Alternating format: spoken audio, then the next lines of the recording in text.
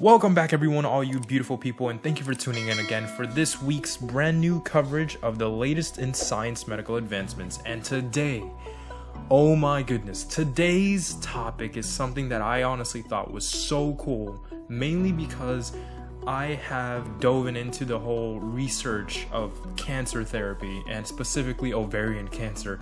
And this is something that when I read it, it honestly blew my mind because it's so unfathomable in the sense that it doesn't feel like something that could just naturally come about. Like, how do you get to this point? But let me jump straight in, okay? So basically, in Rice University, there's a group of researchers that took it upon themselves to look into new cancer therapies, specifically to treat advanced ovarian cancer and colorectal tumors. So if you guys don't understand what that is, that's basically just cancer in the ovaries and then in the colon and the rectum, right? So tumors, but this does it in like 6 to 15 days. And it is so cool how it's done because it's literally using it's like basically it's just strengthening your own body. And that's honestly what a lot of these treatments I've noticed end up coming down to, is just how to strengthen your own body so your own body can do it, because our bodies are strong enough to already do the work, right? Like, our bodies we're so complex, and our immunodefense is so complex and so structurally well defined that it can itself destroy all these tumors. It can deal with this, but sometimes it just requires a little bit of a push, and that's exactly what this is. So the way this works is it relies on your immune system, obviously, specifically your T cells, right? So it stimulates the T cells so that way they can go ahead and break down the tumors that are forming in your body. So the way this happens is that they wanted to go ahead and inject interleukin-2. Interleukin-2 is a special kind of chemical that stimulates the creation of T cells, right? And if you don't have T cells, then obviously you can't fight off the cancer, right? Because T cells essentially are like the aggressor cells in your body, right? Like, they're the ones who go out and they start eliminating all these foreign cells. So anyway, interleukin-2 helps stimulate, to simply put it, stimulate T cells. But to interleukin-2 inside of the body, in the mass amounts of concentrations, and I am going to try to also link the video that they made for this, but basically they were talking about how the chemical is so strong that in the concentration that they would have needed to inject it into the human body for it to become effective, it would have been too toxic. People just wouldn't be able to take it. So their method of implementing interleukin-2 into the human body is so genius that honestly it's amazing how they even came up with this, because the way they came up with it was through these specially engineered cells.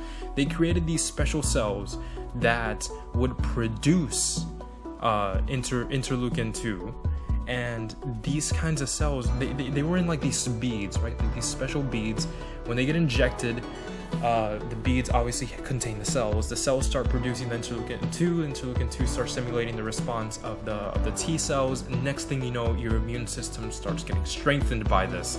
And the clinical trials is something that they've been already diving into. So they've already done it with mice, and they described the results as very exciting, because in some of those therapies, they were able to destroy these tumors in just 6 days.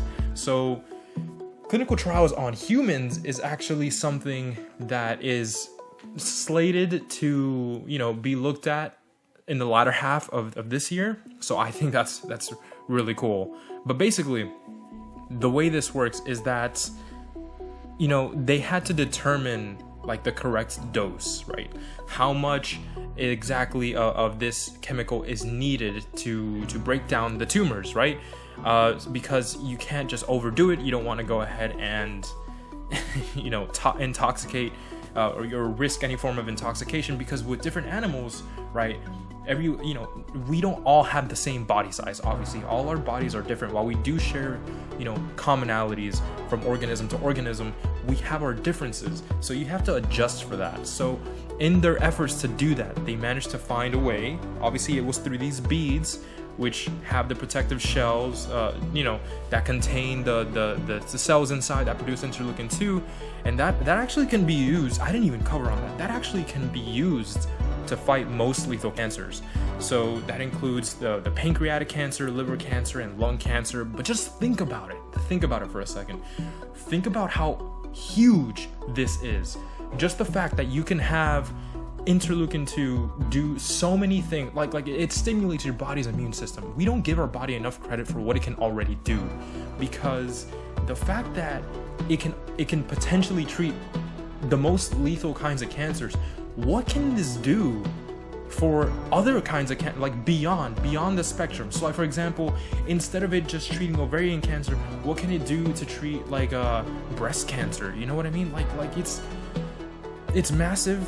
Obviously, I don't know much about that area to be talking, so if whatever I say as of on that front would just be pure speculation on my part, but it's very exciting. And interleukin-2 is a cytokine, which is basically just a protein that the immune system can use to recognize and fight disease, and it definitely does that. Like I had said, it's something that is done through the stimulation of the T cells, and if you gave the same concentration of the protein into it, like through an IV pump, it would literally be extremely toxic, like I had said. So this is something that has been going through the FDA to be approved as a cancer treatment, and it actually was.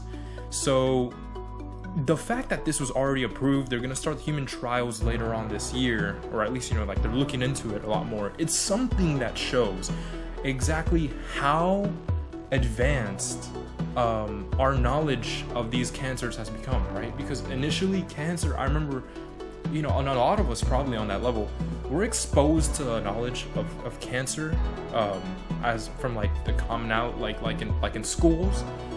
I'm not talking about like universities where you major in a topic, but I mean like just overall grade school. We're exposed to a level of cancer where the belief is that if you have it, you're basically done.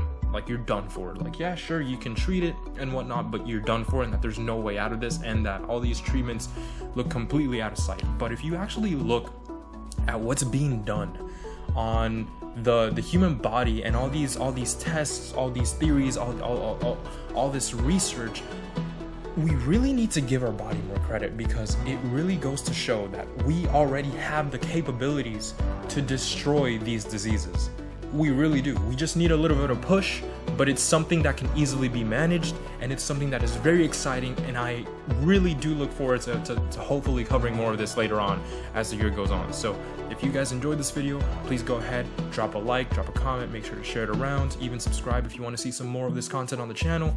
And if not, if you don't feel like you enjoyed it or you didn't want to do any of that, then that's okay. Honestly, as long as I'm able to go ahead and teach some of this to some of you guys, or at least just discuss it, because that's all this is. This is just a big discussion talking about the latest developments in the medical fields, in the scientific areas, and it's something so cool. I'm literally passionate about this kind of stuff. So if you guys look forward to seeing more videos like this in the future, go ahead and drop a like, and I'll go ahead and see you guys on the next video.